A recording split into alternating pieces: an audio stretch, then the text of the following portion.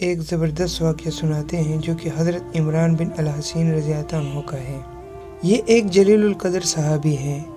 ایک ناسور کوڑے کے اندر 32 سال مبتلا رہے، جو پہلے تھا اور چت لیٹے رہتے تھے، کروٹ نہیں لے سکتے تھے، یعنی 32 برس تک چت لیٹنے، کھانا بھی، پینا بھی، عبادت کرنا بھی، قضاء حاجت کرنا بھی۔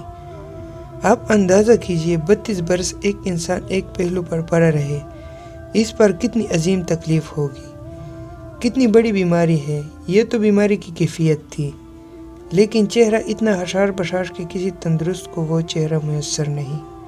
لوگوں کو حیرت ہوتی تھی کہ یہ بیماری اتنی شدید کہ برس گزر گئے، کروٹ نہیں بدل سکتے، اور چہرہ دیکھو تو ایسا کھلا ہوا کہ تندرستوں کو بھی میسر نہیں۔ لوگوں نے عرض کیا کہ حضرت، یہ کیا بات ہے کہ بیماری تو اتنی شدید اور آپ کے چہرے پر اتنی بشاشت اور تازگی کہ کسی تندرست کو بھی نصیب نہیں۔ فرمایا، جب بیماری میرے اوپر آئی میں نے صبر کیا، میں نے یہ کہا کہ اللہ کی طرف سے میرے لیے عطیہ ہے، اس نے میرے لیے یہی مصلحت سمجھی، میں بھی اس پر راضی ہوں۔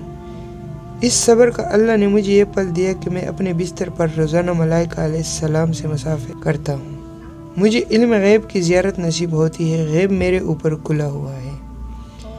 تو جس بیمار کے اوپر علم غیب کا انکشاف ہو جائے، ملائکہ کی آمد و رفت محسوس ہونے لگے، اسے مصیبت ہے کہ وہ تندرستی چاہے، اس کے لیے تو بیماری 1000 درجے کی نعمت ہے۔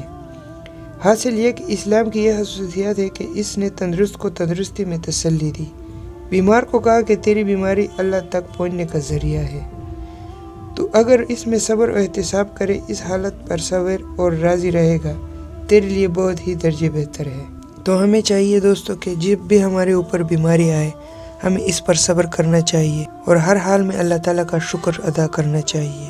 ویڈیو کو ثواب اور اجر کی نیت سے آگے شیئر کرتے جائیں، جس سے ہمیں یہ فائدہ ہوگا کہ جس تک بھی یہ نیک بات پہنچے گی اور اس پر عمل کرے گا، اس کا ثواب آپ کو بھی ملے گا اور مجھے بھی ملے گا۔ اگر آپ نے ابھی تک ہمارا چینل سبسکرائب نہیں کیا تو آپ سے گزارش ہے کہ ہمارے چینل کو سبسکرائب کریں اور بیل کے آئیکن کو پریس کریں، یہ فری ہے۔ اس سے یہ فائدہ ہوگا کہ جب بھی ہم اپنی چینل پہ ویڈیو اپلوڈ کریں گے، اس کی نوٹیفیکیشن آپ تک پہنچتی رہے گی۔ ملتے ہیں نئے ویڈیو کے ساتھ، تب تک اجازت دیجیے، خوش رہیں، آباد رہیں، اللہ تعالی ہم سب کی مغفرت فرمائے، اللہ تعالی ہمارے لیے آسانیاں فرمائے، اللہ تعالی ہمیں عذاب قبر اور جہنم کی آگ سے بچائے، آمین۔